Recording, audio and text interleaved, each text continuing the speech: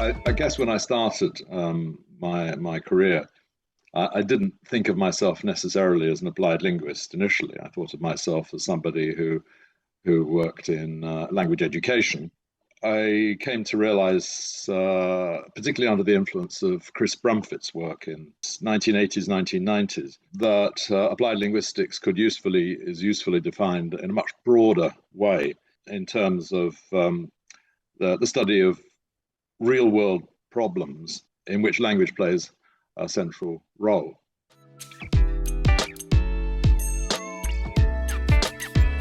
My involvement with ILA was just as an ordinary applied linguist, as a member of the British Association for Applied Linguistics, until I became more centrally involved when I was invited onto the board and the executive board, and became president for 3 years, and then, of course, as in the nature of things, became a past president.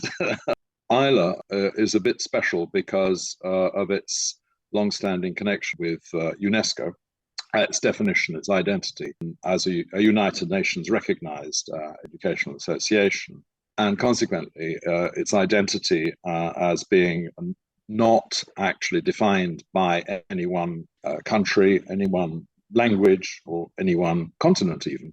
For me, that made being actively involved in the administration and running of ILA and the development of ILA, it gave it a rather special sort of flavor.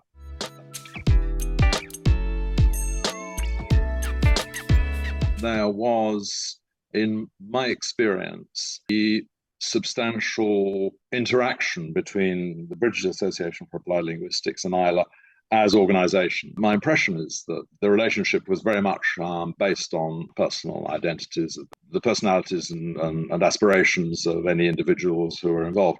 I think that there was an increasing proactive involvement of ILA trying to encourage the development of research networks, but I don't know that this was mirrored in a sort of similar proactive approach from the national associations. And I think that's probably true, not just for BAL, but probably for organizations like AAAL and the French Association for Applied Linguistics as well.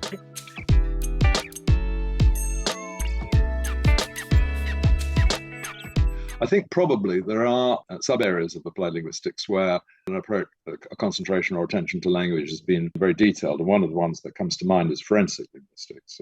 But generally speaking, I would have thought that during the period that I was working, which was from the 1980s through until 2012, 2014, I think the group studies tended to neglect the nature of language, the texture of language, and the analysis of language, whereas, of course, case studies would tend to go in more detail into the nature of the language itself. My feeling was, that language itself was not the primary concern. There were other phenomena that were given more important, which I suppose is understandable. I mean, applied linguistics is a complex field. My feeling was that the linguistic was missing a lot of the time.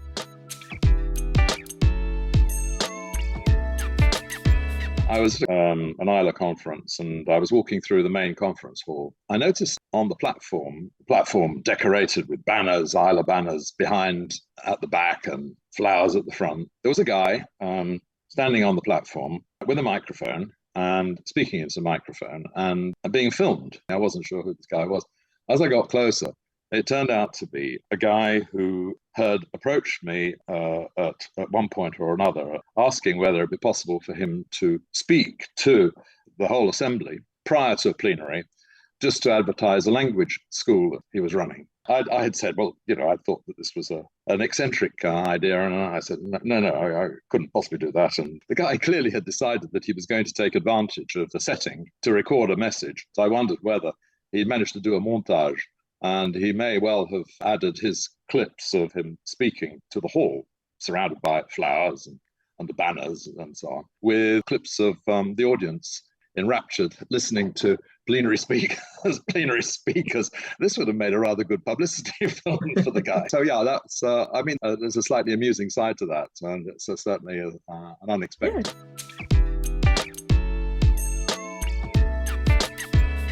And I guess it may well be happening, but I would like to have seen a marriage between case studies accumulated over time to form large-scale sample survey studies, where I'm thinking of a colleague of mine at Edinburgh, who's since retired, Tony Lynch, who did a lot of individual case study analyses of people. Seems to me that that's something which would jibe very well with the kinds of complexity-based studies that people like Kees de Boer and Marjolein and others in the Netherlands, for example, would be doing.